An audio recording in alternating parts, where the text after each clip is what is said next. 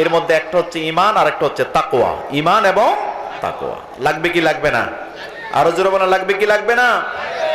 আল্লাহ রাব্বুল আলামিন বলেন, ওয়ালাউ আন্না আহলাল কুরা আমানু ওয়াত্তাকাউ লাফাতাহনা আলাইহিম বারাকাতিম মিনাস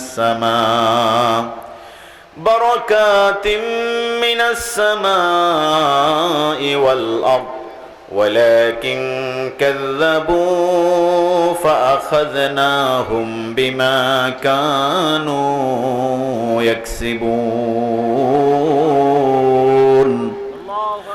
রব্বুল আলামিন বলেন, যদি গ্রামের অধিবাসীরা, জনপদের অধিবাসীরা এক আল্লাহর প্রতি ঈমান আনয়ন করত এবং এক আল্লাহকে ভয় পেত, আল্লাহর ভীতি তার অন্তরের ভিতরে লালন করত, ওয়াত্তাকাও তারা যদি ঈমান আনয়ন করে আল্লাহকে ভয় করে চলতো, আমি আল্লাহ সুবহানাহু ওয়া তাআলা তাদের জন্য আকাশ এবং জমিনের সকল বরকতের দরজাগুলো খুলে দিতাম।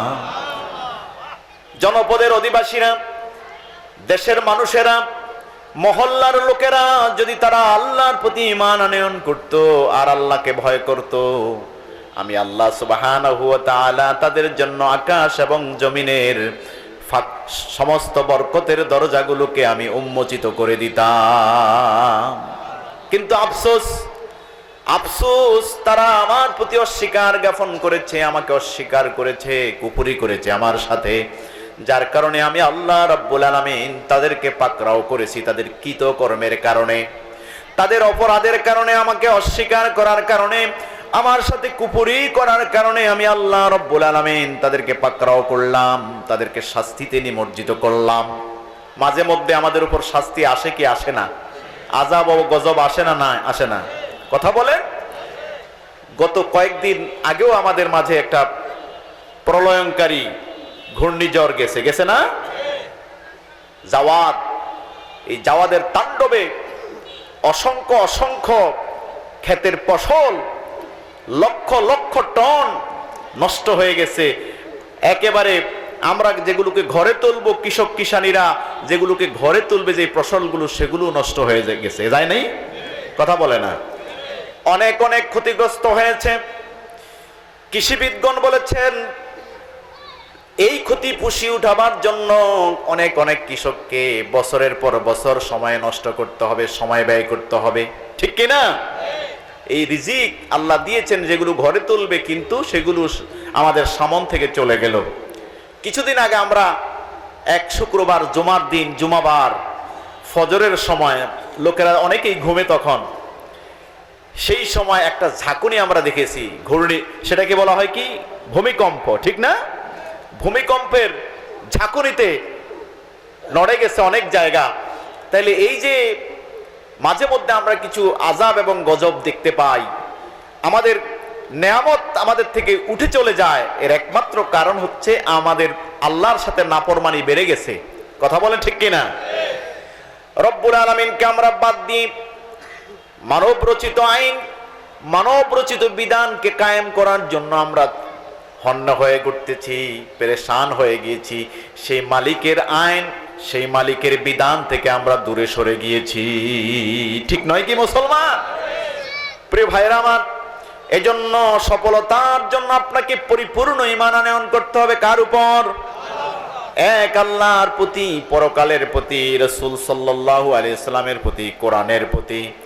আমরা ঈমানে মুফাসসালের ভিতরে যেভাবে ঈমান আনয়ন করি, আমানতু বিল্লাহি ওয়া মালাইকাতিহি ওয়া কুতুবিহি ওয়া রুসুলিহি ওয়াল ইয়াউমিল আখিরি ওয়াল কদরি খাইরিহি ওয়া শাররিহি মিনাল্লাহি তাআলা ওয়াল বাসি বাদাল মাউত।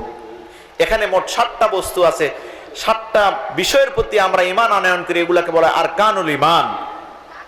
এই ঈমানকে আমরা মজবুত করব, ঈমান পরিপূর্ণ রূপে আনয়ন করব। আল্লাহর প্রতি, ফেরেশতাদের প্রতি, রাসূলের প্রতি, সমস্ত রাসূলদের প্রতি আমাদের ঈমান আছে না নাই? কিতাবের প্রতি, আসমানি কিতাব, ফেরেশতা, আসমানি কিতাব, ওয়া মালাইকাতিহি ওয়া কুতুবিহি ওয়া রুসুলি ওয়াল ইয়াউমিল আখিরি, পরকাল দিবসের প্রতি, ওয়াল কদরি খাইরিহি ওয়া শাররিহি, তাকদীরের ভালো মন্দ সবকিছু হয় আল্লাহর পক্ষ থেকে, এটার বিশ্বাস আছে না নাই? জোরে বলেন আছে না নাই? ওয়াল কদরি খায়রিহি ওয়া শাররিহি মিনাল্লাহি তাআলা ওয়াল বা'স বা'দাল মাউত। মৃত্যুর পরে আমাদেরকে আবার মনিবের দরবারে হাজির হতে হবে, পুনরুত্থিত করা হবে, আমাদেরকে কিয়ামতের ময়দানে জমা করা হবে। সেখানে আপনার আমার সকল কাজকর্মের হিসাব নিকাশ হবে, হবে কি হবে না? সেই পুনরুত্থানের প্রতি বিশ্বাস, ঈমানকে মজবুত করা। ঈমানটা কি? তাসদিক বিল জিনান, ইকরার বিল লিসান, আমল বিল আরকান। মুখে অন্তরে বিশ্বাস করা, মুখে স্বীকৃতি দেওয়া কালেমা তাইয়্যিবা লা ইলাহা ইল্লাল্লাহু মুহাম্মাদুর রাসূলুল্লাহ সাল্লাল্লাহু আলাইহি ওয়াসাল্লাম। অন্তরে বিশ্বাস করা, মুখে স্বীকৃতি দেওয়া, কালিমার ঘোষণা দেওয়া, আর সেই কালিমার ঘোষণার আলোকে আমাকে আমার বাস্তব জীবন পরিচালনা করা, আমার ব্যক্তি, পরিবার, সমাজ, রাষ্ট্র, আন্তর্জাতিক জীবন, সামগ্রিক জীবনকে এক আল্লাহর বিধান মোতাবেক পরিচালনা করা। ঠিক কি না? এটা হলো ঈমান। এবার আসুন তাকওয়া। বন্ধুরা আমার, ঈমান আনয়ন করলাম এক আল্লাহর প্রতি, ঈমান আনয়ন করলাম পরকালের প্রতি, ঈমান আনলাম রাসূলের প্রতি, কোরআনুল কারীমের প্রতি। ঈমান আছে তো আমাদের সবার? কথা বলেন আছে না নাই? ঈমান আমাদের মাঝে আছে, তবে নিবু পর্যায়ে। কারণ ঈমান এবং তাকওয়া দুটা পরস্পরের পরিপূরক। বলা হচ্ছে ঈমান না, তাকওয়া না থাকলে ঈমানই থাকে না। তাকওয়া শব্দের অর্থ হচ্ছে আল্লাহর ভয়। তাকওয়ার অর্থ কি? তাকওয়া শব্দটি আরবি শব্দ, অর্থ হচ্ছে বেঁচে থাকা, বিরত থাকা, আল্লাহর ভয় অন্তরে লালন করা, অর্থাৎ সকল পাপ কাজ থেকে নিজেকে গুটিয়ে রাখা। কার ভয়ে? আরো জোরে বলেন, কার ভয়ে? হযরত ওমর ফারুক রাদিয়াল্লাহু তাআলা আনহু তাওরাতের পণ্ডিত কাবাল আহবারকে জিজ্ঞাসা করেছিলেন, আররিফিত তাকওয়া, ও কাবাল আহবার, তাকওয়ার বর্ণনা দাও, তাকওয়া কাকে বলে? তখন কাবাল আহবার বললেন, আত্তাজান্নুবু আম্মা ইয়াদুররুহু ফিল আখিরাহ। কাবাল আহবার বললেন, সমস্ত পাপ কাজ থেকে বিরত থাকার নামই হচ্ছে তাকওয়া। সুবহানাল্লাহ। গুনাহের কাজ থেকে বিরত থাকার নাম তাকওয়া। হযরত ওমর ফারুক রাদিয়াল্লাহু তাআলা আনহু উবাই ইবনে কাব রাদিয়াল্লাহু তাআলা আনহুকে প্রশ্ন করেছিলেন, তাকওয়া কাকে বলা হয়? উবাই ইবনে কাব বলেছিলেন, ওমর, আপনি কি কাঁটাযুক্ত রাস্তা দিয়ে কখনো পথ চলেন না? কাঁটাযুক্ত রাস্তা দিয়ে কখনো হাঁটেন না? দুই পাশেই কাঁটাযুক্ত গাছ, এমন জঙ্গলে কখনো কি চলেন না? ওমর রাদিয়াল্লাহু তাআলা আনহু বললেন, হ্যাঁ চলেছি। বলল, কিভাবে চলেছেন? ওমর বললেন, যখন আমি কোনো কাঁটাযুক্ত রাস্তা দিয়ে গমন করেছি, তখন আমি আমার কাপড়গুলোকে আটসাট করে নিয়েছি, আমার চাদরকে, আমার কাপড়কে গুটিয়ে নিয়েছি, যাতে করে ওই কাঁটার সাথে আমার চাদর জড়িয়ে না যায়। সুবহানাল্লাহ। তখন উবাই ইবনে কাব রাদিয়াল্লাহু তাআলা আনহু বললেন, এটাই হচ্ছে তাকওয়া। অর্থাৎ আপনি এমন ভাবে চলবেন, কোন গুনাহের কাজে আপনি জড়িত হবেন না, গুনাহ থেকে মুক্ত থেকে আপনি পথ চলবেন, এটাই হচ্ছে তাকওয়া। সুবহানাল্লাহ। যেমনি ভাবে কাঁটাযুক্ত গাছ পথ দিয়ে আপনি চলেছেন, সেই জায়গায় নিজেকে অত্যন্ত গুটিয়ে আটসাট করে নিজেকে নিরাপদে রেখে চলেছেন, তদ্রূপ সমাজে আপনাকে এমন ভাবে চলতে হবে যাতে করে কোনো গুনাহের কাজ আপনাকে স্পর্শ করতে। আল্লাহু আকবার বলেন। এবার ভাইয়েরা আমার, সেই তাকওয়া, আপনি আমি যদি ঈমান এবং তাকওয়া দুটোকে, এই দুইটা কোয়ালিটি, দুইটি গুণ আমাদের মধ্যে অর্জন করতে সক্ষম হই, আল্লাহ রাব্বুল আলামিন বলেন সমস্ত বরকতের দরজা আপনার আমার জন্য তিনি মুক্ত করে দিবেন। সুবহানাল্লাহ। প্রিয় ভাইরা আমার, হযরতে আবু যর গিফারি রাদিয়াল্লাহু তাআলা আনহু নবীজি সাল্লাল্লাহু আলাইহি ওয়াসাল্লামকে বললেন, ইয়া রাসূলুল্লাহ, ইয়া হাবিবাল্লাহ, আপনি আমাকে একটি উপদেশ প্রদান করুন। আউসিনি, আমাকে কিছু উপদেশ দিন। আপনারা শুনতেছেন? আমাকে উপদেশ দিন। নবীজি সাল্লাল্লাহু আলাইহি ওয়াসাল্লাম আবু যর গিফারি রাদিয়াল্লাহু তাআলা আনহুকে বললেন, উসিকা বিতাকওয়াল্লাহ, ও আবু যর, আমি তোমাকে একটা মাত্র উপদেশ দিচ্ছি, সেটা হচ্ছে তুমি এক আল্লাহকে ভয় করো। কাকে ভয় করো? আল্লাহর ভয় অন্তরে লালন করো, আল্লাহকে ভয় করো, আল্লাহকে ভয় করো। ফাইন্নাহু ইউযায়্যিনু লিআমরিকা কুল্লিহি, এই আল্লাহ ভীতি তোমার জীবনের অন্যান্য সকল কাজগুলোকে সুন্দর করে দিবে। সুবহানাল্লাহ। যদি কোনো মানুষের ভিতরে আল্লাহর ভয় থাকে, তাহলে এই মানুষের দ্বারা কোনো অন্যায়, অপকর্ম, পাপাচার, অত্যাচার, জুলুম, নির্যাতন কশ্চিনকালও করা সম্ভব নয়। ঠিক কিনা মুসলমান? কারণ তার ভিতরে কার ভয় থাকবে? কোন তাকওয়াবান মানুষ, কোন মুত্তাকি ব্যক্তি যে সব সময় আল্লাহকে ভয় পায়, সে মনে করে আমি যেই কাজটুকুই করি না কেন আমাকে আমার আল্লাহ দেখতেছেন। আমি যেখানেই থাকি, রাতের আধারে হোক, দিনের আলোতে হোক, মানুষের লোকালয়ের সামনে অথবা লোকালয়ের পশ্চাতে, মানুষের পশ্চাতে হোক, আমি নির্জনে থাকি আর জনতার সামনে থাকি, সব সময় আমার খোঁজ খবর, আমার বিষয়ে জানেন কে? তিনি আমার সব খোঁজ খবর রাখেন। রাখেন কি না? আপনি মনে মনে কি কল্পনা করেন সেই খবর আমার আল্লাহর কাছে আছে না নাই? আরো জোরে বলেন, আছে না নাই? এজন্য ভাইয়েরা আমার, ঈমানকে মজবুত করতে হবে, তাকওয়া অবলম্বন করতে হবে। ঈমানকে মজবুত করার জন্য তাকওয়া লাজেম। কারণ আমার ভাইয়েরা, নবীজি সাল্লাল্লাহু আলাইহি ওয়াসাল্লাম বলেছেন, গুনাহের কাজ বান্দা করতে পারে না। লা ইয়াজনি জানি ওয়া হুয়া মুমিনুন, একজন ব্যক্তি জিনা করতে পারে না ঈমানদার অবস্থায়। একজন ব্যক্তি ছগলখুরি করতে পারে না ঈমানদার অবস্থায়। গীবত করতে পারে না ঈমান থাকা অবস্থায়। চুরি করতে পারে না ঈমান থাকা অবস্থায়। দুর্নীতি করতে পারে না, ডাকাতি করতে পারে না, চাঁদাবাজি করতে পারে না, টেন্ডারবাজি করতে পারে না, যদি কারোর মধ্যে ঈমান থাকে। কথা বলেন ঠিক কিনা? মুহাদ্দিসিনে কেরাম বলছেন, নবীজি সাল্লাল্লাহু আলাইহি ওয়াসাল্লাম বলছে, লা ইয়াজনি জানি ওয়া হুয়া মুমিনুন, লা ইয়াসরিকু সারিকু ওয়া হুয়া মুমিনুন। কোন চোর চুরি করতে পারে না তার ঈমান থাকা অবস্থায়। তার মানে তখন ঈমানটা কি হয়? মুহাদ্দিসিনে কেরাম বলছেন, যখন চোর চুরি করতে যায় তখন তার ঈমানটা তার শরীরে থাকে না। ঈমানটা আকাশ এবং জমিনের মাঝখানে ঝুলতে থাকে। মেঘমালা যেভাবে ঝুলে উঠতে থাকে, ঈমানটা সেইভাবে উড়ন্ত অবস্থায় থাকে। আবার চুরির কাজ শেষ করেছে তো তার মধ্যে আবার ঈমান এসে স্থান গ্রহণ করে। জোরে বলেন আল্লাহু আকবার। তাহলে একজন চোর যখন চুরি করে তখন তার ঈমান থাকে না? থাকেনি? ঈমানটা কোন জায়গায় থাকে? ঝুলন্ত অবস্থায়। একজন জেনাকার যখন জেনা করে তার ঈমান থাকে না। এই জন্য আমার প্রিয় ভাইয়েরা, যাদের মধ্যে আল্লাহর ভয় আছে সে গুনাহ করতে পারে না। পারে কিনা? আর গুনাহ করলে পরে ঈমান দূরে সরে যায়। আমাদেরকে প্রকৃত ঈমানের অধিকারী হতে হবে, ঈমানকে ধারণ করতে হবে তাকওয়া অর্জনের মাধ্যমে। কোয়ালিটি, এই দুটি কোয়ালিটির মাধ্যমে আল্লাহর পক্ষ থেকে বরকত অর্জন করা যাবে, নেয়ামত অর্জন করা যাবে। জোরে জোরে বলেন আল্লাহু আকবার। দুনিয়ার বিপদ থেকেও মুক্তি পাওয়া যাবে, আখিরাতের বিপদ থেকেও নাজাত পাওয়া যাবে। যাবে তো ইনশাআল্লাহ? আল্লাহ রাব্বুল আলামিন কোরআনুল কারীমের ভিতরে বলেছেন, প্রিয় ভাইয়ের আমার, আলা ইন্না আউলিয়া আল্লাহি লা খাউফুন আলাইহিম ওয়ালা হুম ইয়াহজানুন আল্লাযীনা আমানু ওয়া কানু ইয়াত্তাকুন। সূরা বাকারা 62 এবং 63 নম্বর আয়াত। আলা ইন্না আউলিয়া আল্লাহি লা খাউফুন আলাইহিম ওয়ালা হুম ইয়াহজানুন, জেনে রাখো যারা আল্লাহর বন্ধু তাদের কোনো ভয় নাই, চিন্তাও নাই, তারা ভীত হবে না, চিন্তিত হবে না, শঙ্কিত হবে না। কারণ আল্লাহ রাব্বুল আলামিন তাদের বন্ধু হয়ে যাবেন। সুবহানাল্লাহ।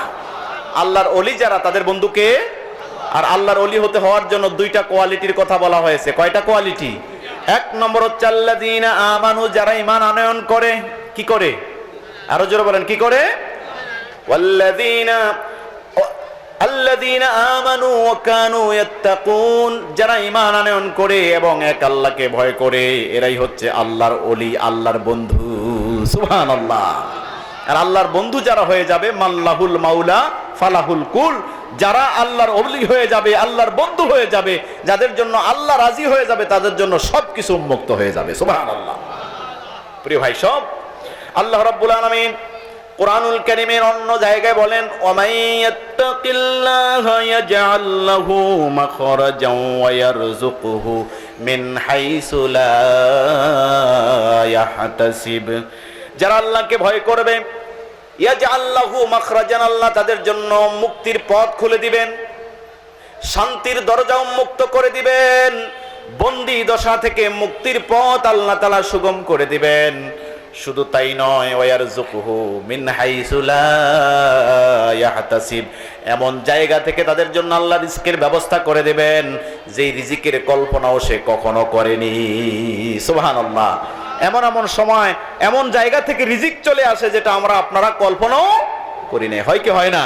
আল্লাহ রাব্বুল আলামিন বলেন, যারা ঈমান আনয়ন করবে, তাকওয়া অবলম্বন করবে, ওমাই ইয়াত্তাকিল্লাহা ইয়াজআল লাহু মাখরাজা ওয়া ইয়ারযুকুহু মিন হাইসু লা ইয়াহতাসিব। সূরা তালাক 2 এবং 3 নম্বর আয়াত।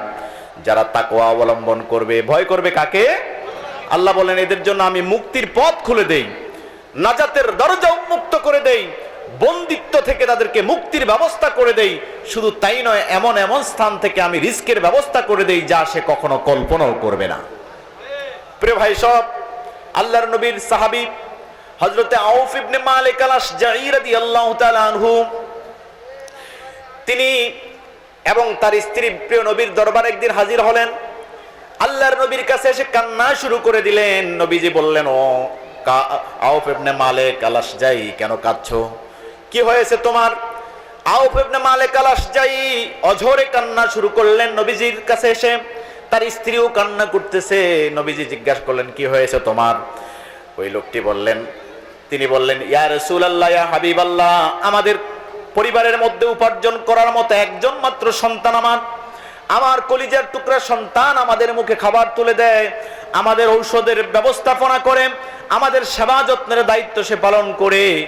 অথচ গত রাত্রে আমার সন্তানটিকে শত্রুপক্ষ, আমাদের শত্রুরা তাকে গুম করে, তাকে গ্রেফতার করে, তাকে ছিনিয়ে নিয়ে গিয়েছে, কোথায় যেন লুকিয়ে রেখেছে। জোরে কর নাউযুবিল্লাহ।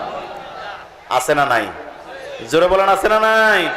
আমাদের শত্রু আমাদের সন্তানটিকে আমাদের ঘর থেকে ছিনিয়ে নিয়ে তাকে লুকিয়ে রেখেছে, গুম করে রেখেছে, আমরা তাকে খুঁজে পাচ্ছি না।